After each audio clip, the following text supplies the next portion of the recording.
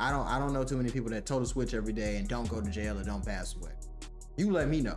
So let's go ahead and get straight into the video. Don't forget to like, comment, subscribe, hit the notification bell, hit the, you know what I'm saying, hit all that. Don't forget to subscribe as well. We got something else doing some crazy ass ish in Florida. Let's do it. Crime and the possibility of everything being prevented leaves Houston devastated and a family broken. What's up, everybody? It's 1090 Jake. I'm rocking with y'all and y'all rocking with me. And for this video, we're gonna be speaking on a Houston man that was found asleep covered in blood after killing his own sister and 2-year-old niece. I don't understand hurting your own sister, hurting a woman, hurting another person, period. But what possessed you to hurt this baby? His so-called friends laced him on some fake weed and it him up. So he come home on a rampage.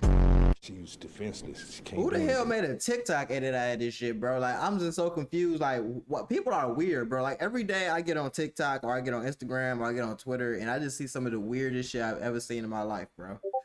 From people making these damn edits of Bloodhound Jeff and Vine them, or people making edits of rappers that got hit. Like, this is weird. People are just glorifying the wrong shit. Like, why everybody glorify the streets so much? I don't understand, bro. From the white people that live in Calabasas to the Asian folks that live somewhere in goddamn Thailand. They all look at this real shit and either they disgusted with it or they love it. And I don't understand why there's anything to be infatuated with. And she posed no threat to you. My daughter was able to get to the police and told him, don't knock on the door because she got a camera up there. Don't knock on the door, kick it in. Somebody with this little regard for human life, somebody that's willing to stab a 2-year-old to death is not somebody we can have walking out into society. Hell no. November 29th, 2024, it was just after 3 a.m. when a patrol unit in Houston was flagged down by a concerned citizen who had stated a woman and child were being held hostage in an apartment. How did they know The that? citizen would identify 29-year-old Kendrick Fisher, stating he was the man behind the chaos.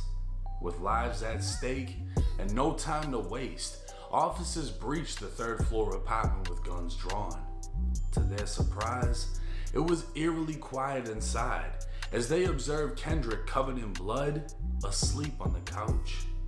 Placing him in handcuffs, officers were met with a dreadful silence as they called out to the hostages. Still alert, they began searching room by room until they made the horrific discovery. 28-year-old Janine Fisher laid with her 2-year-old daughter Carly by her side. They'd been stabbed multiple times and pronounced dead at the scene. It was clear what had taken place, and officers would observe Kendrick. Investing isn't as hard as it seems, but a lot of people will trick you so you can spend more money with them and waste more time in their memberships and spend months without learning how to do anything. But not here. In Millionaire Stock Course, we're gonna teach you exactly how to get from point A to point B through charting, what apps to use, how to make your trades, and to teach you not only how to make the trades that I do, but understand what you're doing. So when you leave the group and go on your own, you have a better understanding of everything. And we also provide daily call outs for stocks and crypto and option trading, so you can make your money back while you're in the course learning. But if you don't believe me, check it out for yourself through the description below, and I can't wait to teach you guys more about how to make money.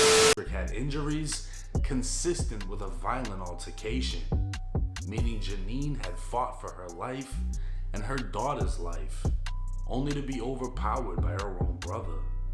A convicted felon, Kendrick had been released last December after a 7-year prison sentence for armed robbery. He'd receive additional time after being caught with contraband inside of prison. Struggling to find his way in society, he moved in with his sister, causing concern in the apartment complex. Speaking with neighbors, investigators would be told Kendrick gave them eerie feelings as they knew about his past and questioned if he'd changed. This is crazy. Investigators were unable to come to a conclusion as to why he snapped, but Kendrick's mother would come forward stating her daughter and granddaughter could have been saved. It already beat the hell out of me. I left me, I seen it the last time. So he come home on a rampage. I put him out. I'm his mom. I put his out. He threatened our whole family to kill. Joanna Fisher stated she repeatedly reached out to law enforcement, hoping to get her son admitted into a mental institution due to his mental health struggles. And that's another thing that's really messed up. Like, not everybody, but a large amount of people in prison that did some crazy shit, larger amount than you think, have mental illnesses that just go unchecked. Like, it's a lot of people that walk around that do a lot of important shit, or like a lot of people that just walking around freely that got some fucked up mental problems. And I just feel like there should be like a special unit to operate that doesn't arrest them or nothing, but just gets them help and helps them figure life out and keeps an eye on them and shit like that. Cause there's some crazy ass people out here, bro. And the fact that I can just have a horrible mental problem, but go get a gun right now in Georgia is insane. Insane. I can just walk in there, buy it, and leave. Nigga, I can, it's a sports store. Walk in that hole, buy it, and leave. That, you know how crazy that sound, bro? On November 24th, 5 days before the fatal incident, he tried to attack her, which had never happened before. She'd filed a report with the police stating the family called the police after Kendrick attempted to steal money, leading to the altercation. The family told police Kendrick threatened his mother, and she said he struck her, destroying property within her home until he was physically pushed out.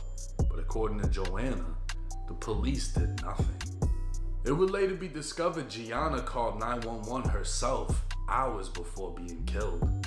She told the 911 operator to kick in the door instead of knocking, but instead, a responding officer went to the apartment and left after no one answered the door or responded to calls. What the fuck? Had the officer forced entry, he would have discovered the hostage situation instead of a murder scene. Kendrick Fisher has been charged with 2 counts of capital murder for the brutal death of his sister and 2-year-old niece. And because Texas is Texas, he now faces death by execution, a punishment many would deem fitting for a man who's able to kill his own flesh and blood and then sleep as their blood dried on his skin. It's unclear and unlikely any officers will face negligence for their failure to discover the situation sooner. It's not that, okay, it's not the officer's fault, but it is the officer's fault, but it's not the officer's fault because they told us, well, the lady told him, kick the door in, this nigga tweaking like, you know, and you went up there and knocked. Did the thing she told you not to do. She told you not to knock. You knocked. No one answered, so you just left. You know how crazy that is, bro? Like, you didn't even radio it in, like, yeah, ain't nobody answering the door. I don't know about this. Like, what the fuck? I don't know. People, sometimes police do just be lazy as hell with their job. It's one job you just can't be lazy with. You got to be on your SHIT at all times. I don't understand it. But at the end of the day, man, that's some sick shit. That's sick. And just like you laying on the couch, like everything just regular degular after you just did that. Good thing you is in Texas, boy. They gon' boy. If it's true that a call was made by Janine and an officer arrived only to leave as no one was hurt inside, the Fisher family may be looking at a possible lawsuit. Hell yeah. But for now, 2 funerals and a trial is all the future holds. Now this is a devastating and scary case because you can't just put every convicted felon into a box, but you can't ever predict who's gonna snap. Now we don't know what exact mental health struggles he was going through, but 7 years in prison is bound to have an effect on you, and that goes for anybody. No one really comes home from prison completely normal. You're gonna be subjected to things that you haven't seen or been through unless you grew up in a violent environment, because that's what prison is. It's the gladiator school. You're seeing stabbings and fighting. You become used to negativity. It's not a friendly place. Anger and evil thrives inside of every single prison across the country. It was alleged that the mother was blaming laced marijuana. Maybe she was mixing that up with K2 when he started smoking K2, which can cause psychosis.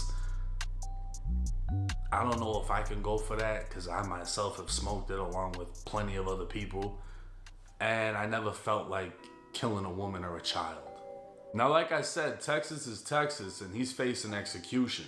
Will he get it? I have no idea. How long will it take? He's probably gonna get that shit. I ain't gonna lie. The Cincinnati Jake is 100% right on everything he said. First of all, I just want to say that nigga always be saying some real shit. That nigga's gonna get the execution. No way he's not. The little girl. Now, if it was maybe just her, maybe he may have not got it. Maybe. But just with her and the little girl, oh yeah, he got that shit. And there's no other explanation. Like, he did that shit. He did that shit. There's like, you caught, it's like eating the cake and then your mama catch you with the cake on your face. It's over with, you know? So, RIP to everybody that passed away. I hope, man, it's